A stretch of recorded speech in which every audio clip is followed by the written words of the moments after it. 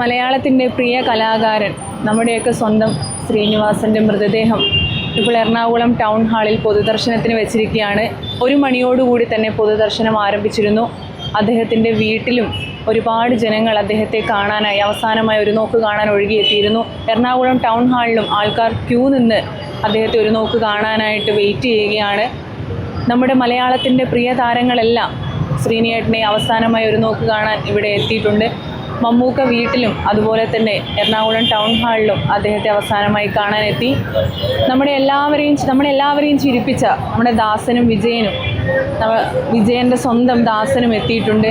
ഇനി വിജയനില്ല എന്ന സത്യം നമ്മളെല്ലാവരും വളരെ സങ്കടത്തോടു കൂടിയാണ് മനസ്സിലാക്കുന്നത്. ദാസ വിജയ എന്നുള്ള ആ ഒരു ഡയലോഗ് തന്നെ മതി മലയാളികൾക്ക്.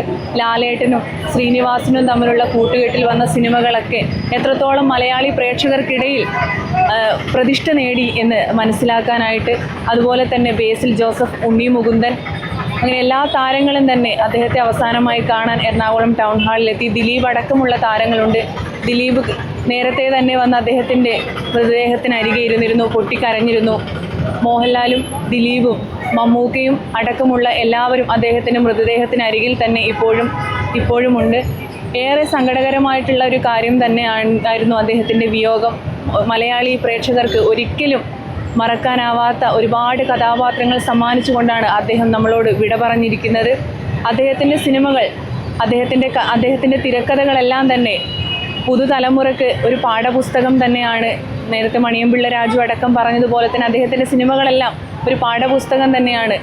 ലോകത്തിലെ തന്നെ ഏറ്റവും മികച്ച സിനിമകൾ നിർമ്മിക്കുന്ന അതുല്യ കലാകാരൻ കൂടിയായിരുന്നു. സംവിധായകനായാലും തിരക്കഥാകൃത്തായാലും നടനായിട്ടായാലും അദ്ദേഹത്തിൻ്റെ എല്ലാ പെർഫോമൻസും ഒന്നിനൊന്ന് മികച്ചതായിരുന്നു.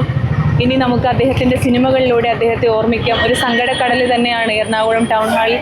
ജനങ്ങളെല്ലാം ഒഴുകിയെത്തിക്കൊണ്ടിരിക്കുകയാണ്. നാനാഭാഗത്തു നിന്നുള്ള ആയിരക്കണക്കിന് പേരാണ് നമ്മുടെ സ്വന്തം ശ്രീനിയേട്ടനെ അവസാനമായിട്ട് കാണാൻ ഇവിടെ ഒഴുകിയെത്തിക്കൊണ്ടിരിക്കുന്നത്. സത്യൻ അന്തിക്കാടിൻ്റെയും ശ്രീനിവാസൻ്റെയും സിനിമകൾ കണ്ട് കൈയടിച്ച പ്രേക്ഷകരാണ് നമ്മളെല്ലാവരും.